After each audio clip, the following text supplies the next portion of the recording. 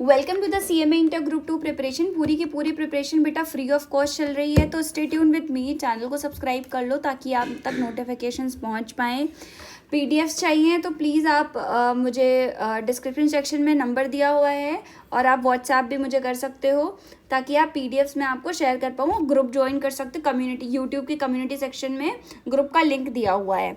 चलो अब हम लोग ऑडिटिंग का स्टार्ट करते हैं। कॉर्पोरेट साथ साथ कर रहे हैं, बट मैं ऑडिटिंग आज इसलिए करा रही हूँ बेटा क्योंकि ऑडिटिंग का अभी से आप कर लोगे तो थोड़ा सा दिमाग में बैठ जाएंगी चीज़ें।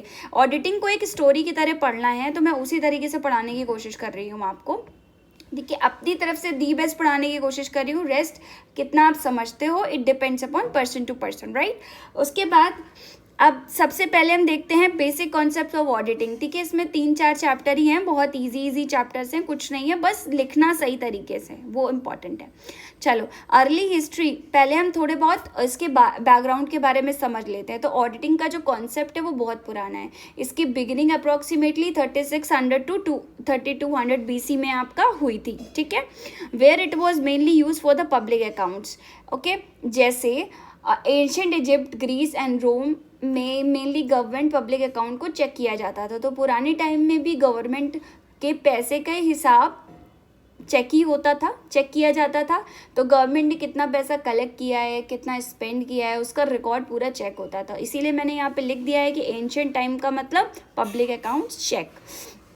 ओके, अब देखो मेडिवल पीरियड के बारे में आते हैं। मेडिवल पीरियड मतलब ऑफिशियल ऑडिटर, मतलब ऑफिशियल ऑडिटर अपॉइंट करना। मतलब इस पीरियड में ऑडिटिंग और डेवलप ज़्यादा हो गई थी। अब हम आते हैं 12th century. City of London accounts audit किए गए थे 14th सेंचुरी में। आपका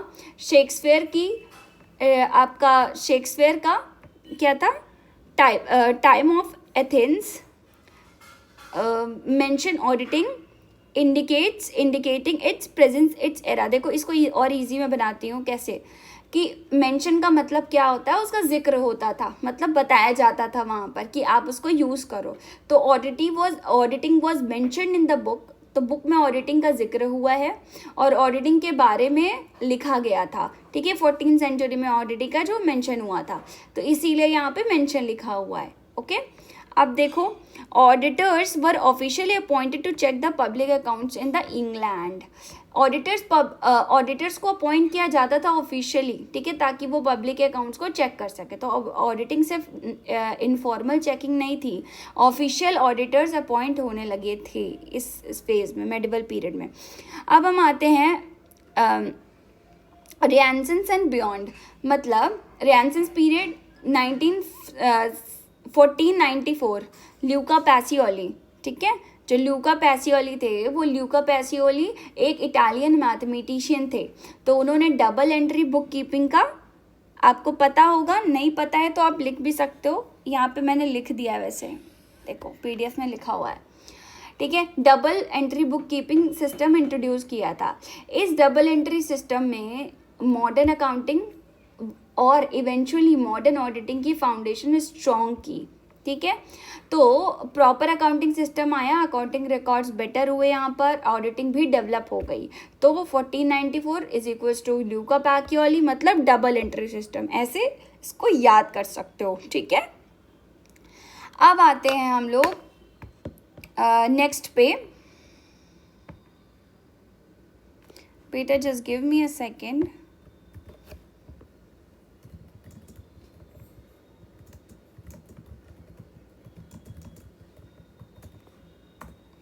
ओके, इंडस्ट्रियल रिवॉल्यूशन। अब इंडस्ट्रियल, पहले इसको पढ़ लेते हैं क्या है। Luca Pacioli, an Italian mathematician, introduce double entry system book keeping which led to the ground work of the modern auditing.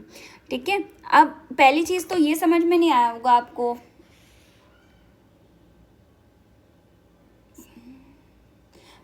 Renaissance and beyond ये क्या है। ठीक है, इसका मतलब होता है, रेनेसेंस का मतलब यहाँ पे आप हिस्टोरिकल पीरियड, तो ये हिस्टोरिकल पीरियड है। ठीक है, तो यूरोप में आर्ट, एजुकेशन, साइंस, लिटरेचर और न्यू आइडियाज़ के डेवलपमेंट का पीरियड था ये यूरोप का। ठीक है, तो आई होप ये चीज़ समझ में आ रही होगी। ठीक है, इसीलिए मैं पॉइंट टू पॉइंट हर चीज़ एक्सप्लेन कर रही हूँ। कहीं डाउट हो तो प्लीज़ पूछ लीजिएगा कमेंट सेक्शन में।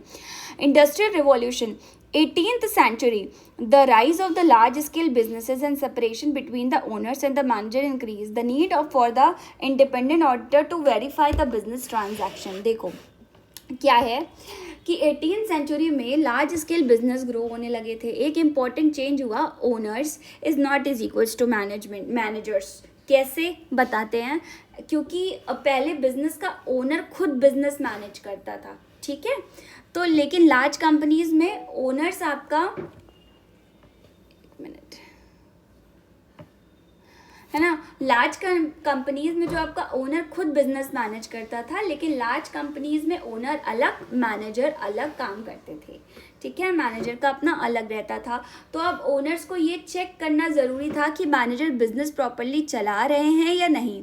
तो इसलिए इंडिपेंडेंट ऑडिट की नीड इंक्रीज़ हो जाती थी. समझ में आ रहा होगा क्यों इंडिपेंडेंट ऑडिट की इंक्रीज़ हो जाती थी नीड, ठीक है. क्योंकि ये दोनों मतलब ओनर्स जो थे आपके अलग काम करते थे मैनेजर से. तो इस तरीके से कुछ सिग्नेचर्स बना के याद कर सकते हो, इसीलिए यहाँ पे लिखा है.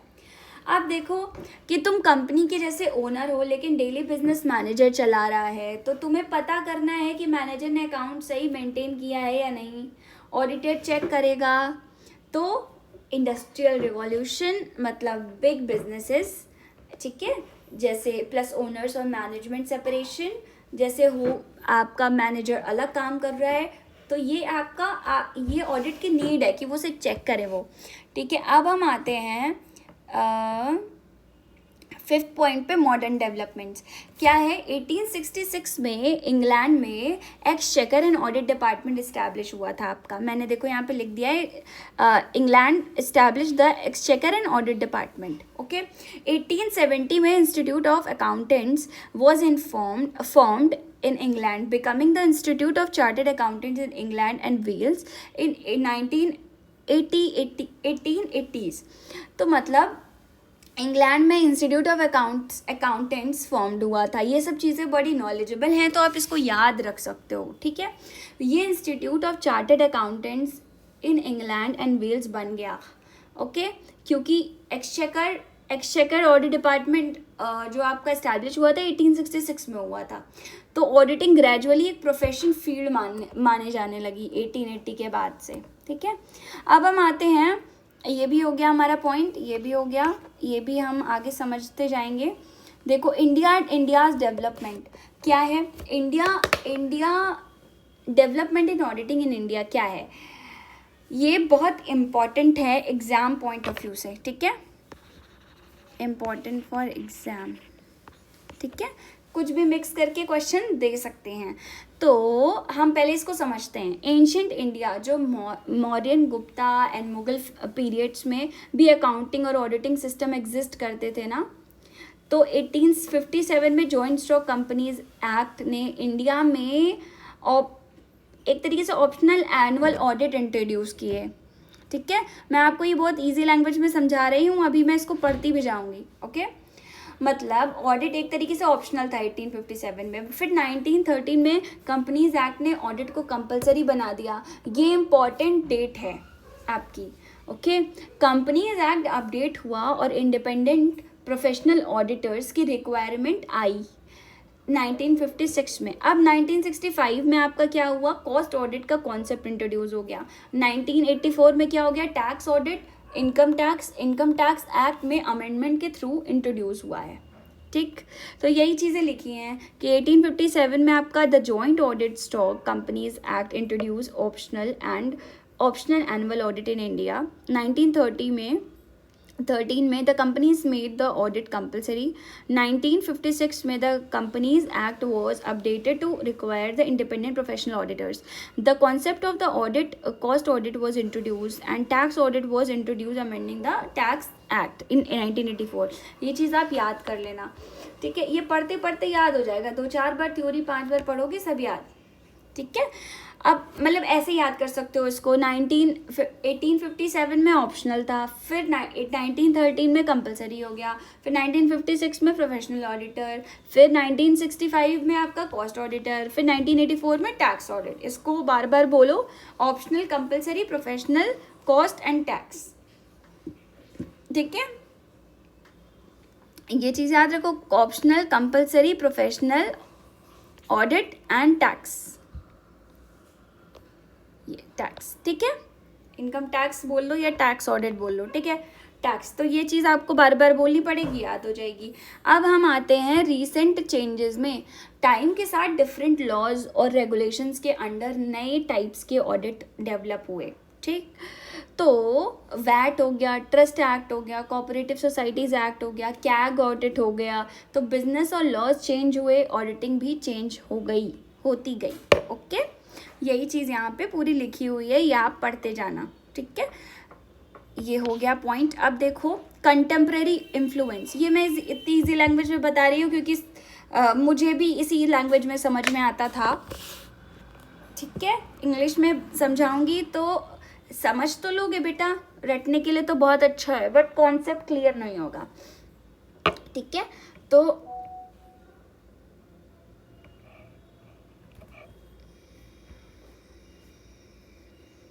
Just give me a second.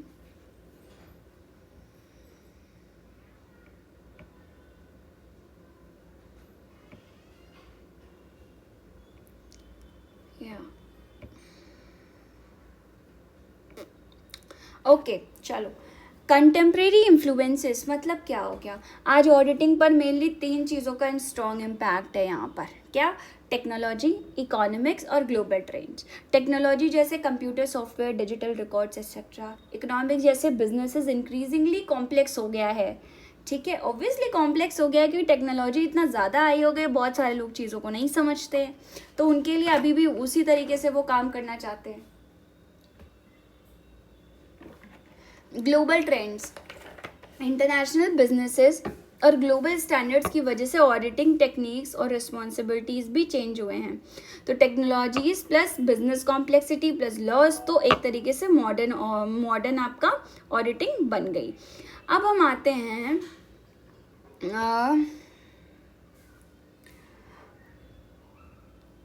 एक मिनट,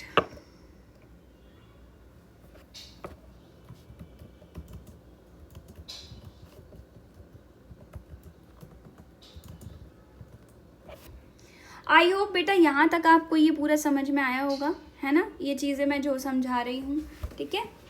मैं बहुत मैराथन लेक्चर अभी नहीं बना रही हूँ बिकॉज मैराथन में आप क्या परेशान हो जाओगे यार, 11-11 घंटे, 3-3 घंटे देखो, फिर इरिटेशन बहुत होने लगती है मैराथन में। मुझे तो मैराथन इतने समझ में नहीं आते हैं, मुझे शॉर्ट लेक्चर्स ज़्यादा अच्छे लगते हैं, बट अगर आप चाहो तो मैं बना सकती हूँ। प्लीज़ मुझे कमेंट में बता देना कि अगर आपको चाहिए तो मैं बना भी सकती हूँ, ठीक है, सारा कुछ एक साथ। अब देखो इसीलिए मैं बस अभी विदाउट फेस लेक्चर्स बना रही हूँ ऐसे ही, क्योंकि एडिटिंग में इतना टाइम वेस्ट नहीं करना है। अभी आपका अटेम्प्ट इम्पॉर्टेंट है, ठीक है, तो इसलिए आप बस जो मैं आपको प्रोवाइड कर रही हूँ बस आप पढ़ते चले जाओ, करते चले जाओ। आई होप आप लोग अच्छे से निकाल लोगे, आई एम बेट श्योर अगर आपने अच्छे से कर लिया। अब हम आते हैं नैरो पर्सपेक्टिव पे, concepts and definition of audit. अब इसको नैरो देखेंगे, ठीक है। नैरो पर्सपेक्टिव क्या होता है, इनका क्या है। नैरो पर्सपेक्टिव में ऑडिट का मतलब हम ये बता सकते हैं जैसे मेनली फाइनेंशियल ऑडिट और फाइनेंशियल स्टेटमेंट्स को चेक करना होता है। अब अकाउंट्स में जो इंफॉर्मेशन है वो करेक्ट है या नहीं, ऑडिटर्स ये चेक करता है प्रॉपरली, ठीक है। तो ऑडिट वर्ड कहाँ से आया है, ऑडायर, ठीक है, ऑडायर से आया है। ऑडायर का मतलब होता है टू हियर, यहाँ पे देखो दिया हुआ है, ऑडायर से आया है टू हियर। अब पुराने टाइम में ऑडिटर फाइनेंशियल रिकॉर्ड्स के बारे में एक्सप्लेनेशन सुनते थे और फिर रिकॉर्ड्स को चेक करते थे, तो ऑडिट ऑडायर टू हियर, ठीक है, अभी समझ में आ गया होगा। अब हम ऑडिटर क्या क्या चेक करता है नैरो पर्सपेक्टिव में उसके बारे में बात करते हैं। ये अलग अलग ट्रेडिशनल डेफिनेशंस हैं, ठीक है, इसमें से कोई एक डेफिनेशन रट लीजिएगा एग्जाम के लिए जो आप लिख सको, बस दैट्स ऑल। अब क्या क्या चीज़ें चेक करते थे, तो वो चेक करते थे कि फाइनेंशियल स्टेटमेंट कैसा है, फाइनेंशियल स्टेटमेंट देखो कैसा है। उसके बाद चेक करते थे फाइनेंशियल रिकॉर्ड्स कैसे एक्यूरेट है कि नहीं है, financial record, accounting record check करता था, evidence, bills, voucher, documents etcetera. अब उसके बाद आपका एक्यूरेसी चेक होती थी, तो ये चीज़ें पूरी इसमें दी हुई हैं. तो the word audit comes from the Latin word audire, means to hear. Early auditors would listen to explanations about the financial record. Auditing involves examining the financial statements and evidence through the report on their accuracy. And then audit means checking the balance sheets and the accounts to ensure that they correctly reflect the financial situation. Auditing is a detailed examination of the books or the records to verify the financial operations. Next, it includes inspecting. अलग अलग लोगों ने अलग अलग definitions audit के दी. जैसे कोई भी एक चीज़ रखी हो, उसकी अलग अलग चीज़ें लोग बना लेते हैं, राइट. किसी को कुछ चीज़ समझ में आती है, कोई किसी और तरीके से उस चीज़ को देख रहा है, राइट. अब जैसे मैं लेक्चर्स ले रही हूँ, ठीक है, कोई देख रहा होगा अगर फ्री पढ़ा रही हैं तो क्या ही वैल्यू होगी. कोई ये सोच रहा होगा नहीं, और मैं इसको करके देखती हूँ, फिर देखती हूँ कि क्या रिजल्ट्स हैं इसके, राइट. और कोई इस तरीके से देख रहा होगा इस चीज़ को कि नहीं, थ्योरी तो काफ़ी ठीक है, या न्यूमेरिकल अभी पता नहीं कैसा पढ़ाएं या क्या है. तो इस तरीके से सारे लोग अलग अलग तरीके से देखते हैं. ओके, अब आते हैं हम लोग कि तो बेसिकली इनका जो मेन ऑब्जेक्टिव है, तो सोर्स में एक तरीके से ट्रेडिशनल डिफरेंस का कॉमन आइडिया भी यही है कि फाइनेंशियल स्टेटमेंट बुक्स और रिकॉर्ड्स की एक्यूरेसी और फेयरनेस वेरीफाई करता है. ठीक है, समझ में आ गई होगी. अब ये पॉइंट आपका क्लियर हो गया. अब हम आगे बढ़ते हैं ब्रॉडर पर्सपेक्टिव पे. मतलब अब ऑडिटिंग का मीनिंग सिर्फ अकाउंट चेक करने तक लिमिटेड नहीं है. मॉडर्न ऑडिटिंग में ऑर्गेनाइजेशन का फाइनेंशियल नॉन फाइनेंशियल एस्पेक्ट भी इवेलुएट किया जाता है. तो नैरो मतलब सिर्फ अकाउंट्स देखो, ठीक है. नैरो का मतलब केवल अकाउंट्स देखो, और ब्रॉडर का मतलब अकाउंट्स भी देखो प्लस ऑर्गेनाइजेशन के अदर रेलिवेंट एरियाज को भी, पर्सपेक्टिव को भी देखो. तो वही लिखा है यहाँ पे कि auditing now includes more than just checking the financial records. It involves evaluating various aspects of the organization. General guidelines by ICAI. Auditing is a systematic review of the data, records, operations and performance, both financial and non-financial, to assess and report on how well they meet established criteria. अब ऐसे 2000 क्या बोलता है बेटा ये कि auditing is an independent examination for financial information to express an opinion on its accuracy regardless of the entity size और the type. ठीक है, ये एक इंडिपेंडेंट एग्जामिनेशन है जिसमें ऑडिटर अपने जो भी चीज़ें होती हैं वो ओपनली आपको एक्सप्रेस कर देता है. ठीक है, in order to review the auditing is a comprehensive evaluation of all the relevant aspects of an organization's operations on not just financial records. अब हम आते हैं essential features of the auditing पे. ठीक है, तो ICAI की जो भी जनरल गाइडलाइंस रहती हैं